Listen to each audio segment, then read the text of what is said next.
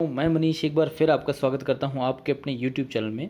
और आज हम अपना नया सब्जेक्ट स्टार्ट करने जा रहे हैं जिसका नाम है MIS मतलब मैनेजमेंट इन्फॉर्मेशन सिस्टम। तो इसके यूनिट 1 का पहला लेक्चर है। चलिए आइए शुरू करते हैं। सबसे पहली चीज़ ये है कि MIS जानने से पहले हमको ये जानना होगा कि डेटा और इन्फॉर्मेशन में क्या डिफरेंस है। तो हमें ये जानना होगा कि डेटा और इन्फॉर्मेशन में क्या डिफरेंस है। आइए देख लेते हैं फटाफट इस स्लाइड की मदद से। तो यहाँ पर है डेटा और यहाँ पर है इन्फॉर्मेशन। डेटा क्या होता है? रॉ फैक्ट्स होता है जिसमें कोई कॉन्टेक्स्ट नहीं होता, जस्ट नंबर्स और टेक्स्ट होते हैं। जैसे मैं किसी का नाम लिख दूँ और कोई नंबर लिख दूँ और कुछ भी डिटेल उसके बारे में आगे लिखी हो जिसके बारे में कोई कॉन्टेक्स्ट ना दिया हो कि ये उसका मोबाइल नंबर है या रोल नंबर है या बैंक अकाउंट नंबर है, कुछ पता नहीं है। नाम लिखा है तो नाम कहाँ का है, वो क्या कर रहा है, बैंक अकाउंट में ये नेम है या उसका निक नेम है, क्या है कुछ पता नहीं है, या सर नेम है। तो जब तक उसका रेफरेंस कॉन्टेक्स्ट कुछ नहीं लिखा होता तो उसे डेटा ही माना जाता है, क्योंकि उसका ना तो कोई रेफरेंस है, ना कॉन्टेक्स्ट है और ना ही कोई प्रोसेस्ड डेटा है, सिर्फ रॉ फैक्ट्स हैं जो कि लिखे हुए हैं। अब इन्फॉर्मेशन में आते हैं। तो इन्फॉर्मेशन क्या है? Data with context. इसमें डेटा तो है पर उसका कॉन्टेक्स्ट भी दिया हुआ है। जैसे कि किसी का नाम है तो उस नेम वाले कॉलम में उसका नाम भरा हुआ है, रोल नंबर वाले कॉलम में उस लड़के का रोल नंबर भरा हुआ है या स्टूडेंट का रोल नंबर भरा हुआ है। अकाउंट नंबर जैसे देना है तो अकाउंट नंबर के कॉलम में सारी अकाउंट नंबर की डिटेल्स हैं। तो हमें पता होता है कि अकाउंट नंबर वाले कॉलम में है तो ये सारा अकाउंट नंबर लिखा हुआ है, या रोल नंबर के कॉलम में है तो ये सारे रोल नंबर्स हैं, या नेम वाले कॉलम में है तो ये सारे नेम हैं, सर नेम वाले कॉलम में अगर देखें तो सर नेम्स हैं या लास्ट नेम है। प्रोसेस डेटा, इसमें कुछ ना कुछ डेटा को प्रोसेस किया गया है या कोई टेबल तैयार की गई है या किसी फॉर्मेट में उस डेटा को फीड किया गया है ताकि इसके से कुछ इन्फॉर्मेशन निकाली जा सके, जिसको कोई मीनिंगफुल इन्फॉर्मेशन निकाली जा सके। वैल्यू एडेड टू डेटा, जैसे डेटा को हम समराइज कर देते हैं, बड़े अच्छी फाइल बना के रख देते हैं, ऑर्गेनाइज कर देते हैं, हर एक के लिए कॉलम और रोज़ बना देते हैं। एक्सेल जैसे शीट में हम डेटा प्रेजेंट करते हैं उस टाइप से हो गया। एनालाइज करते हैं उसको डिफरेंट टाइप के बार टूल्स और फिगर्स के थ्रू, बार चार्ट के थ्रू, पाई चार्ट के थ्रू उसको दिखाने लगते हैं। तो ये ऑर्गेनाइज और समराइज्ड हो गया।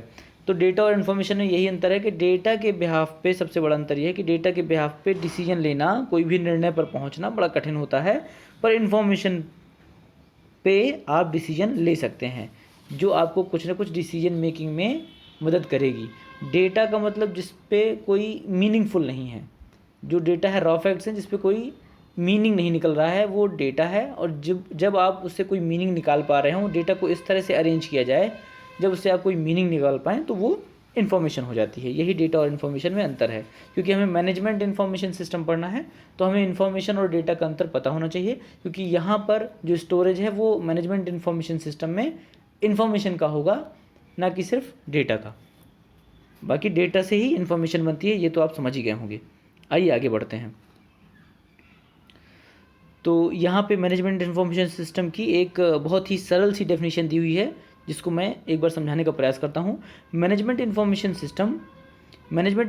System is a computer based information system which is basically concern with processing data into information which is then communicated to the various departments in an organization to support the operations, the management and the decision making function in the organization। तो management information system असल में है क्या कि data को process करने से है, जिसको डेटा को हम इंफॉर्मेशन में पहले कन्वर्ट करेंगे, फिर उसको जिन जिन को ज़रूरत है वहाँ वहाँ पे वो इन्फॉर्मेशन पहुँचाई जा सकेगी ताकि मैनेजमेंट अपना डिसीजंस ले सके और ऑर्गेनाइजेशन सुचारू रूप से अच्छी तरीके से चल सके।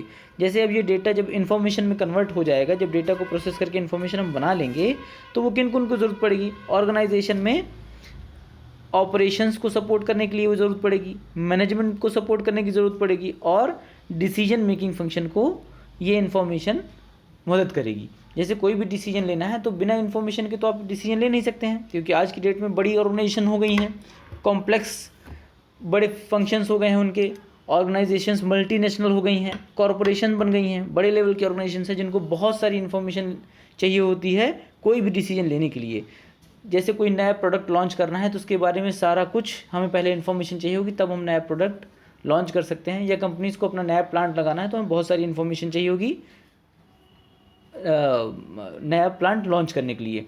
तो हमें ये सारा डेटा इकट्ठा करके उसको इन्फॉर्मेशन के फॉर्मेट में कन्वर्ट करके फिर हमें मैनेजमेंट के डिफरेंट लेवल्स में भेजना होगा, ताकि वो अच्छे से डिसीजन ले सके और मैनेजमेंट का और ऑर्गेनाइजेशन का और सभी स्टेक होल्डर्स का भला हो सके। यही मैनेजमेंट इन्फॉर्मेशन सिस्टम का टारगेट है।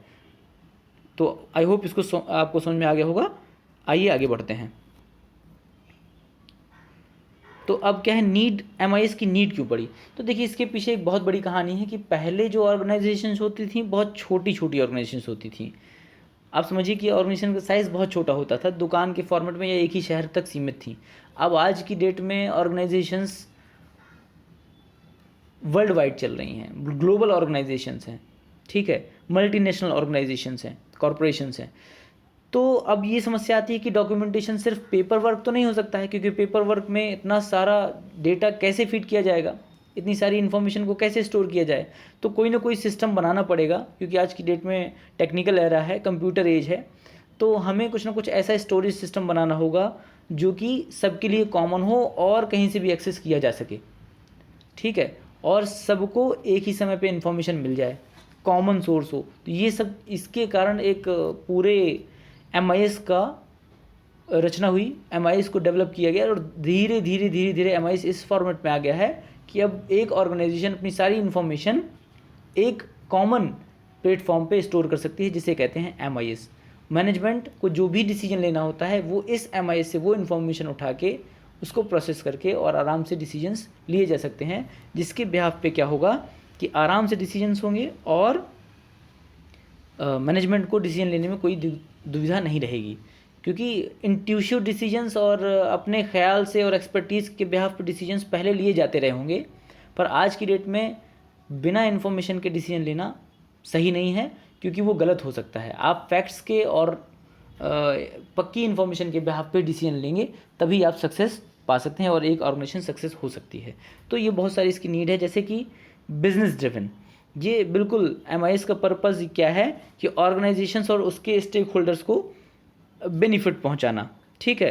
तो बिज़नेस मेन टारगेट है कि बिज़नेस को सुचारू रूप से चलाने के लिए एक प्रॉपर सिस्टम की ज़रूरत पड़ती है, जिसके लिए एमआईएस का डेवलपमेंट हुआ था, एमआईएस की ज़रूरत पड़ी, क्योंकि अब पेपर वर्क पे सिर्फ काम नहीं हो सकता है, हमें पूरा सिस्टम चाहिए होगा, सारा इन्फॉर्मेशन, क्योंकि पेपर वर्क में कोई भी इन्फॉर्मेशन रिट्रीव करने के लिए बहुत टाइम लग जाता है, और अगर बहुत ज़्यादा बल्क ऑफ डेटा हुआ तब तो बहुत ही मुश्किल पड़ जाएगी, क्योंकि बहुत सारे ईयर्स का डेटा, बहुत सारे एम्प्लॉयज़ का डेटा, बहुत सारे प्रोडक्ट्स का डेटा होता है, जिसको एक तो फीड करना बहुत कठिन है, उसको फिल करना बहुत कठिन है, उसके बाद में उसको एक्सेस करना तो बहुत ही कठिन है। तो समय पे डेटा नहीं मिल सकता, टाइमली डेटा नहीं मिल सकता, इसलिए क्या किया गया, एमआईएस का निर्माण किया गया। मैनेजमेंट ओरिएंटेड डायरेक्टेड, ये बिल्कुल मैनेजमेंट ओरिएंटेड है, क्योंकि मैनेजमेंट को जब डिसीजंस लेने होते हैं डिफरेंट लेवल्स में तो इन्फॉर्मेशन की ज़रूरत पड़ती है, और ये एमआईएस उस इन्फॉर्मेशन को फैसिलिटेट करता है। Flexibility and ease to use, बिल्कुल एमआईएस इस तरह से डिज़ाइन किया जाता है ताकि जो उसको अगर कंप्यूटर स्किल्स बहुत नहीं भी आती हैं तो उसको आसानी से उससे रिपोर्ट्स भी जनरेट कर सकें और आराम से उसको समझ सकें, इन्फॉर्मेशन कोई भी निकाल सके। बहुत ज़्यादा उसको कंप्यूटर की जानकारी होना इतना ज़रूरी नहीं है, सिंपल स्टेप्स में वो रिपोर्ट्स जनरेट भी हो जाती हैं और उसको आराम से पढ़ा भी जा सकता है, उससे कंक्लूजन भी निकाला जा सकता है, ठीक है। तो ये थी नीड फॉर एमआईएस। आइए आगे देखते हैं, और भी कुछ नीड्स हैं। कॉमन डेटाबेस, देखिए अब आज की डेट में ज़रूरत पड़ी बड़ी बड़ी ऑर्गेनाइजेशंस को कि एक कॉमन डेटाबेस हो जहाँ पे सारी इन्फॉर्मेशन, सारा कुछ स्टोर हो जाए और अलग अलग भटकना पड़े, पता चले इस चीज़ की ये फाइल है, उस चीज़ की वो फाइल है, बड़े बड़े कागज़ के बंडल्स तैयार हैं, कमरे भरे हुए हैं, इससे काम नहीं चलेगा।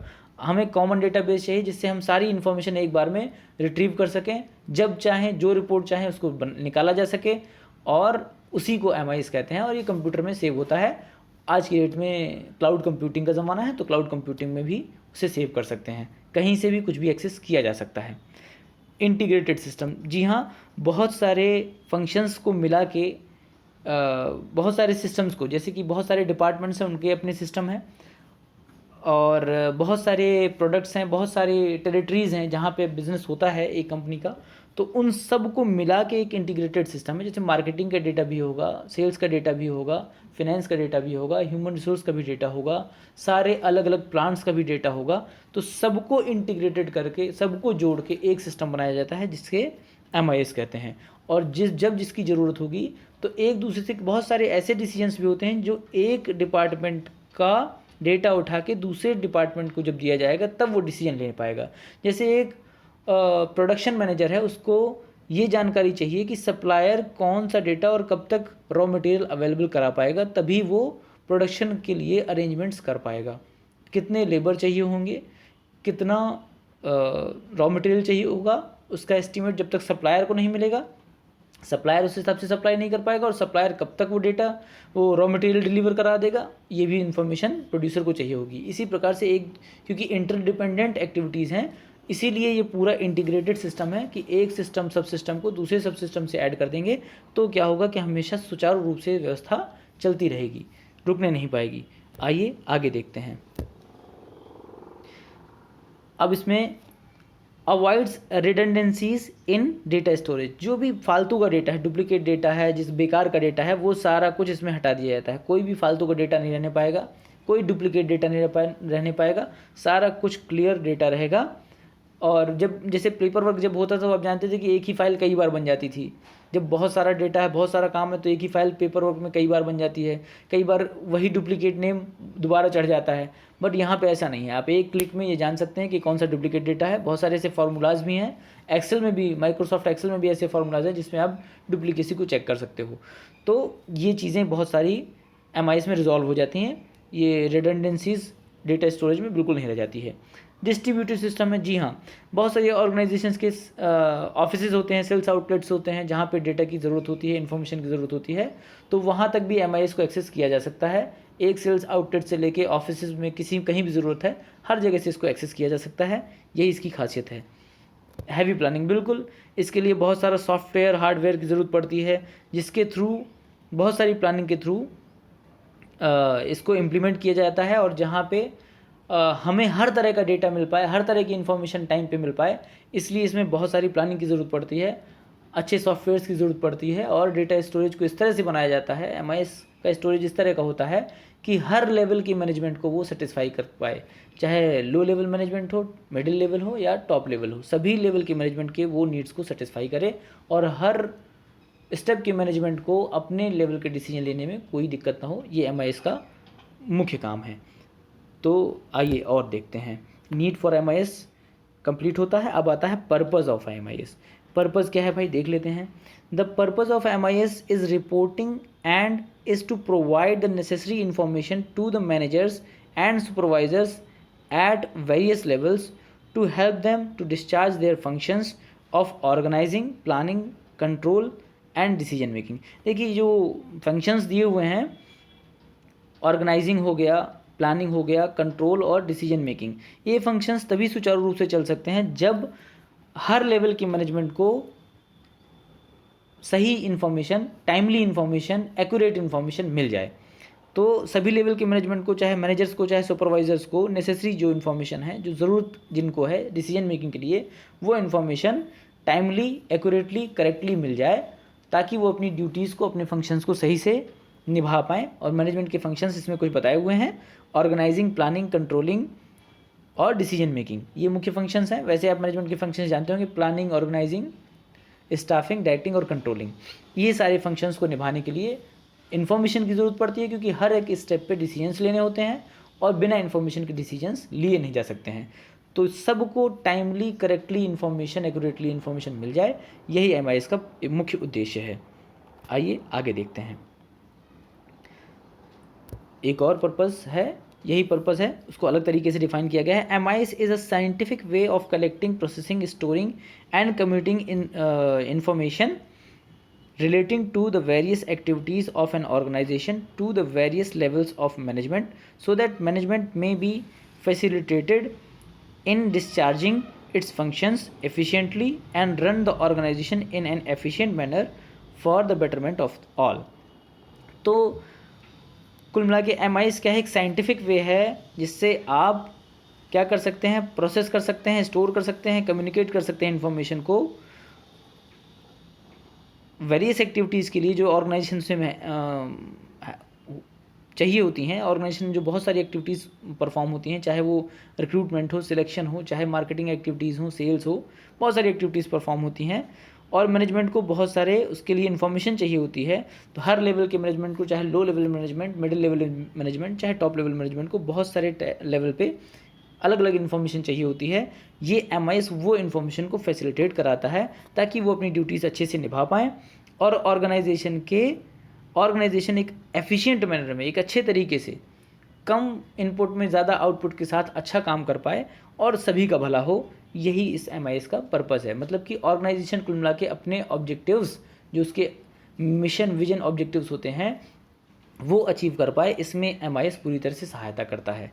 एक ऐसा ये सिस्टम है जिसमें सबको मदद मिलती है क्योंकि सबको रिलेटेड इन्फॉर्मेशन मिलती रहती है। आइए आगे बढ़ते हैं। अब ऑब्जेक्टिव्स ऑफ MIS देख लेते हैं। MIS is very useful for efficient and effective planning and control functions of management. जो आपकी ऑर्गेनाइजेशन के प्लानिंग और कंट्रोल फंक्शंस होते हैं उसमें बहुत ज़्यादा एफिशिएंट और इफेक्टिव तरीके से MIS काम आता है, बहुत ज़्यादा यूज़फुल है। Management is an art of getting things done through others. बिल्कुल, मैनेजमेंट की एक ये बहुत ही पॉपुलर डेफिनेशन है, आप लोग याद कर लीजिएगा। Management is an art of getting things done through others. दूसरों से काम कराने की मैनेजमेंट एक कला है, ठीक है। MIS will be instrumental in getting the things done by others. Repeat कर देता हूँ। MIS will be instrumental in getting the things done by providing quick and timely information to the management.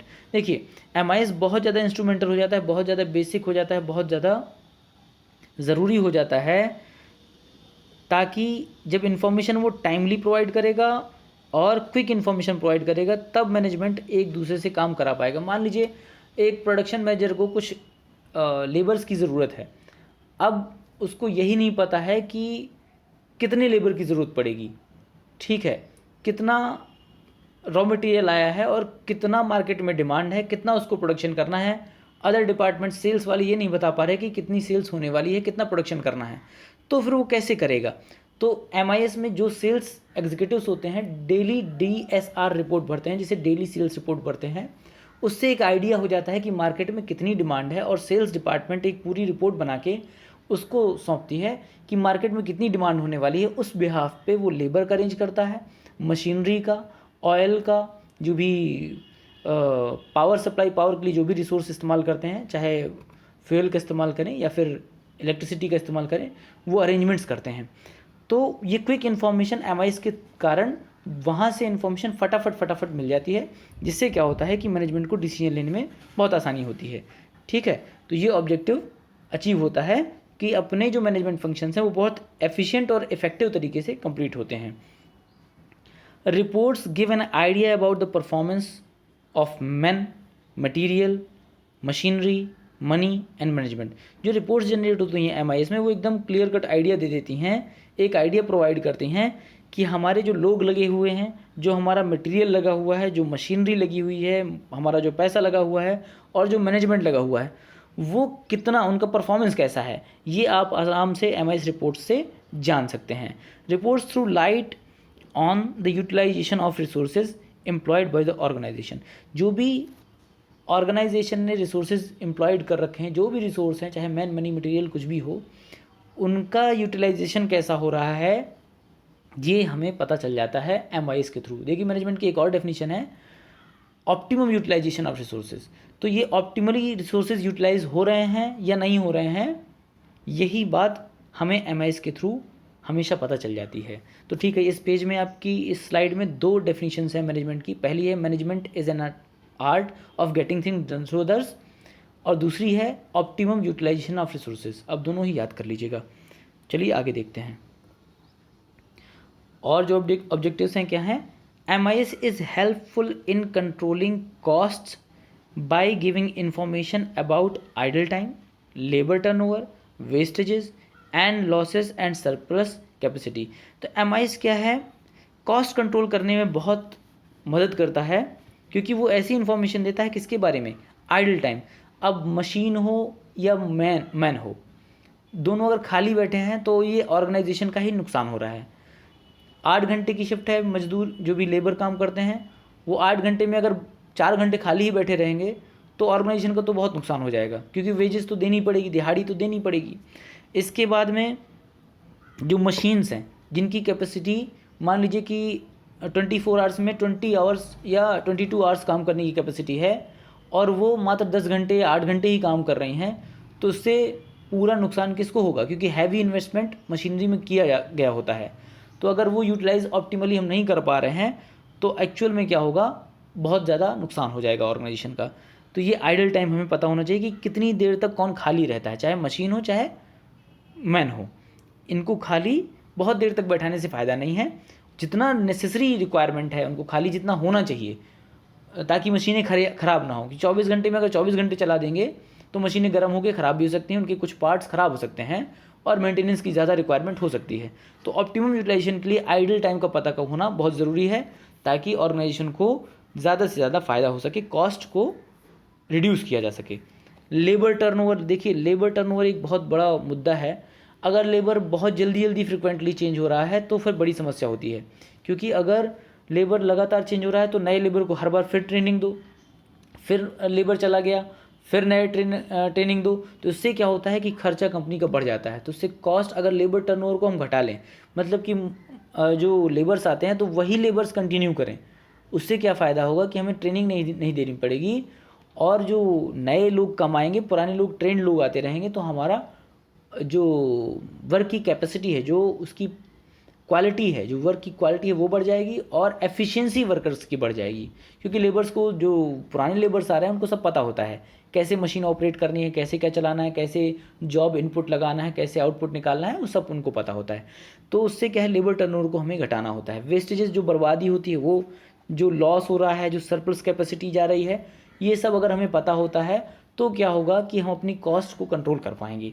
MIS इसमें बहुत help करता है, क्योंकि हर चीज़ day to day report से लेके मंथली रिपोर्ट से ईयरली रिपोर्ट्स और हर मशीन की जानकारी एमआईएस में फीड की जा सकती है, और जिससे हमें टाइमली रिपोर्ट्स मिलती रहती हैं, और ऑपरेशंस को इस हिसाब से चलाया जा सकता है कि हमें कॉस्ट कम से कम लगे और प्रॉफिट ज़्यादा से ज़्यादा हो।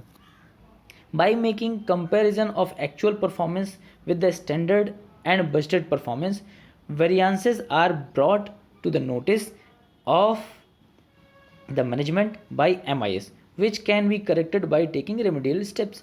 तो जो भी एक, देखिए, स्टैंडर्ड परफॉर्मेंस होती है, एक एक्सपेक्टेड परफॉर्मेंस होती है, एक बजटेड परफॉर्मेंस होती है, जो कंपनी चाहती है कि अब वो अपने रिसोर्सेज से वो अपनी कंपनी से ले, पर एक्चुअल में ऐसा कभी 100% होना पॉसिबल नहीं है। कुछ ना कुछ वेरिएंस उसमें ज़रूर आएगा, कुछ ना कुछ कमी ज़रूर रह जाएगी, या आगे भी निकल सकते हैं। ठीक है, दोनों ही खतरनाक हैं, क्योंकि जो अगर ज़्यादा भी चला जाता है, उतनी ज़रूरत नहीं है तो भी खतरा है, और बहुत कम नीचे जा रहा है परफॉर्मेंस एक्चुअल परफॉर्मेंस से, मतलब एक्सपेक्टेड परफॉर्मेंस से या स्टैंडर्ड परफॉर्मेंस से, तो भी खतरा है। हमें एक बैलेंस बना के चलना है कि लगभग नियर अबाउट उसी लेवल की परफॉर्मेंस आए जो स्टैंडर्ड परफॉर्मेंस है। उससे क्या फ़ायदा होता है कि मैनेजमेंट को सबसे कम कॉस्ट में सबसे ज़्यादा आउटपुट मिलने लगता है। और एमआईएस क्या करता है कि जो भी इसमें वेरिएंस है, जो भी इसमें गैप आ रहा है, उस गैप को फिल करने में एमआईएस क्योंकि टाइमली रिपोर्ट कर देगा, टाइमली रिपोर्टिंग मिलने लगेगी, तो जो भी रेमेडियल स्टेप्स हैं, जो भी इसमें करेक्टिव एक्शंस हैं, वो लिए जा सकते हैं, जिससे कि हमारी बहुत हद तक स्टैंडर्ड परफॉर्मेंस को गेन किया जा सकता है। जिससे क्या होगा, कंपनी का प्रॉफिट बढ़ेगा और कंपनी की परफॉर्मेंस भी बढ़ेगी। आइए देखते हैं, MIS brings to the notice of management strengths, that is strong points of the organization to take advantage of opportunities available। देखिए, और एमआईएस के कारण आपको, एक कंपनी को अपनी सारी स्ट्रेंथ पता होती हैं, क्या खूबियां हैं, उसके कारण वो नई नई अपॉर्चुनिटीज़ को गेन कर सकती हैं। वो, जैसे एक कंपनी की टेक्नोलॉजिकल कैपेसिटी बहुत ज़्यादा है, तो वो टेक्निकल फील्ड में बहुत आगे बढ़ेंगे, उस टाइप के नए नए प्रोडक्ट्स लॉन्च करेंगे, उस टाइप के नए नए प्रोजेक्ट्स लेंगे, ताकि उसको ज़्यादा से ज़्यादा नई नई अपॉर्चुनिटीज़ मार्केट से उठाने में हेल्प मिले। अब क्योंकि ये ऐसा क्यों हो पाता है, क्योंकि सबसे ज़्यादा हेल्प कौन करता है, MIS इस चीज़ में। फिर MIS क्योंकि टाइमली रिपोर्ट करेगा तो हम ये कर पाएंगे। फिर MIS reports on production statistics regarding rejection, defective and spoilage and their effect on cost and quality of products. ये भी हमें पता चल जाता है MIS रिपोर्ट से कि हमारा कितना रिजेक्शन हो रहा है, रॉ मटेरियल एक बार लगाया कितना रिजेक्ट हो गया, कितना डिफेक्टिव निकल गया, कितनी बर्बादी, स्पॉइलेज कितना हो रहा है, तो और उसका हमारी कॉस्ट में क्या इफ़ेक्ट पड़ रहा है और क्वालिटी ऑफ प्रोडक्ट्स में कितना फ़र्क पड़ रहा है। ये reports MIS day to day operations की हमें मिल जाती है, जिससे इनको कंट्रोल करना आसान हो जाएगा। ये भी एक उद्देश्य रहता है MIS का। हमें हर चीज़ पता करनी होती है कि कितना बर्बादी हो रही है और कॉस्ट उसके कारण कितनी बढ़ी जा रही है, और क्वालिटी प्रोडक्ट की कितनी सही जा रही है, क्या अप टू द मार्क जा रही है, स्टैंडर्ड के हिसाब से जा रही है, या घट रही है या बढ़ रही है, देखना पड़ेगा। ये चीज़ें हमें किसके थ्रू पता चल जाएंगी, MIS रिपोर्ट्स के थ्रू। अब देखिए बात कर लेते हैं, कुछ कंटेम्प्रेरी अप्रोचेस टू MIS हैं। ये अब लास्ट टॉपिक है इस लेक्चर का, कंटेम्प्रेरी अप्रोचेस हैं। तो 3 टाइप के अप्रोचेस हैं इसमें MIS के प्रति। एक है टेक्निकल, दूसरी है बिहेवियर, और तीसरी है सोशियो टेक्निकल अप्रोच। आइए 1 बाय 1 देख लेते हैं। तो पहली अप्रोच है technical approach. The technical approach to information systems emphasizes mathematically based models to study information systems as well as the physical technology and formal capabilities of their systems। तो जो भी इसमें टेक्निकल अप्रोच में रहता है वो सारा मैथमेटिकल बेस्ड रहता है, और जो भी फिजिकल टेक्नोलॉजी यूज़ हुई है इसमें, ठीक है, और जो फॉर्मल कैपेबिलिटीज़ इन सिस्टम्स की हैं उसको देखा जाएगा सिर्फ। मतलब कि इसमें बिहेवियल एस्पेक्ट को टच नहीं किया जाएगा, सिर्फ टेक्निकल एस्पेक्ट को टच किया जाएगा कि कितना कॉस्ट लग रहा है, कितना प्रॉफिट हो रहा है, कौन सी मशीन का क्या इनपुट लग रहा है और क्या आउटपुट निकल रहा है, ये देखा जाएगा। ठीक है, फैक्ट बेस्ड बात होगी, ना कि कुछ इमोशनल एस्पेक्ट में बात होगी कोई, बल्कि जो प्रोडक्शन है, जो कैपेसिटी है ऑर्गेनाइजेशन की, गुडविल है, वो बिहेवियर एस्पेक्ट पे भी डिपेंड करती है। क्योंकि ये अप्रोच पहले आई थी तो पहले सब स्टेटिस्टिकल डेटा ज़्यादा चलता था और वही सब नोट होता था और उसके बिहाफ पे डिसीजंस लिए जाते थे, और बिहेवियर एस्पेक्ट को दरकिनार कर दिया जाता था, असाइड कर दिया जाता था। तो यही इसमें कॉन्सेप्ट है कि आप मैथमेटिकल बेस्ड जितना भी इंफॉर्मेशन है सबरा रहेगा, और जो भी टेक्नोलॉजी है, फिजिकल टेक्नोलॉजी है, उसके बारे में सारी बात होगी। फॉर्मल कैपेबिलिटीज़ जो हैं सिस्टम्स की, उसके बारे में बात होगी। These disciplines that contribute to the technical approach. ये जो डिसिप्लिन्स हैं, कुछ डिसिप्लिन्स हैं जो टेक्निकल अप्रोच को सपोर्ट करते हैं, वो कौन कौन से हैं देख लेते हैं। कंट्रीब्यूट करते हैं कंप्यूटर साइंस, मैनेजमेंट साइंस और ऑपरेशन साइंस। इन सब चीज़ों का इस्तेमाल करके टेक्निकल अप्रोच को रन किया जा सकता है, जिसमें सारा स्टेटिस्टिकल इन्फॉर्मेशन, सारी टेक्निकल जो फिजिकल टेक्नोलॉजी है उसके बारे में, जो फॉर्मल कैपेबिलिटी सिस्टम्स की हैं उसके बारे में सारी जानकारी आपको मिल जाएगी। तो ये है आपकी टेक्निकल अप्रोच, जो कि पूरी लॉजिकल और रीजनिंग बेस्ड है, मैथमेटिकल डेटा बेस्ड है, जिसमें सारा डेटा नोट होता है कि कब क्या इनपुट आया, कब क्या आउटपुट आया और उसका क्या इम्पैक्ट पड़ रहा है। इन चीज़ों पे पूरा रीजनिंग बेस्ड रहेगा। ठीक है, कोई इमोशनल एस्पेक्ट इसमें नहीं लिया जाएगा, कोई भी बिहेवियर एस्पेक्ट इसमें नहीं लिया जाएगा, सारा लॉजिकल और टेक्निकल डेटा ही लिया जाएगा। तो इसीलिए इसका नाम टेक्निकल अप्रोच पड़ गया। अब आइए नेक्स्ट अप्रोच में देखते हैं, जो कि है हमारी behavioural approach. Behavioural approach is an important part of the information system field is concerned with behavioral issues that arise in the development and long term maintenance of information systems। तो देखिए जब, क्योंकि देखिए मैन लगा हुआ है, man money material 3 main resource होते हैं, तो जो मैन लगा हुआ है तो उसके कुछ बिहेवियल कंसर्न्स भी होते हैं। कई बार स्ट्राइक्स हो जाती हैं। देखिए इस बिहेवियल इश्यूज़ को ना सॉल्व करने की वजह से अग्रीव्ड एम्प्लॉयज़ जनरेट होते हैं, उनकी बहुत सारी ग्रीवियंसेस रहती हैं। अगर आपने ग्रीवियंस रेड्रेसल सेल्स नहीं बनाए तो ये सब प्रॉब्लम्स जनरेट होने लगती हैं। इसका भी डेटा होना चाहिए। बाद में लेटर ऑन ये महसूस हुआ, पहले अप्रोच टेक्निकल अप्रोच आई थी तो इसमें सिर्फ टेक्निकल डेटा था, सारा मैथमेटिकल डेटा, कितने एम्प्लॉयज़ हैं, कितनी मशीनरी हैं, कितना क्या है, वो उसमें यही सब रिकॉर्ड था। ठीक है, कितना यूनिट्स प्रोड्यूस हुए, ये सब चीज़ें उसमें थी। पर जो बिहेवियर कंसर्न्स उठ रहे थे उसके बारे में कोई इन्फॉर्मेशन उसमें नहीं फीड होती थी कि हमारी कंपनी में कितने इश्यूज़ रेज हो रहे हैं, किस सुपरवाइज़र की ज़्यादा कंप्लेंट्स आ रही हैं, किस लेबर की ज़्यादा कंप्लेंट्स आ रही हैं, ये सब कुछ मेंटेनेंस नहीं होता था। बट इसकी भी इंपॉर्टेंस लेटर ऑन महसूस हुई, क्योंकि वो भी एक ऑर्गेनाइजेशन की परफॉर्मेंस को डाउन या बूस्ट कर सकता है। तो इसको भी बाद में कंसिडर किया गया। Issues such as strategic business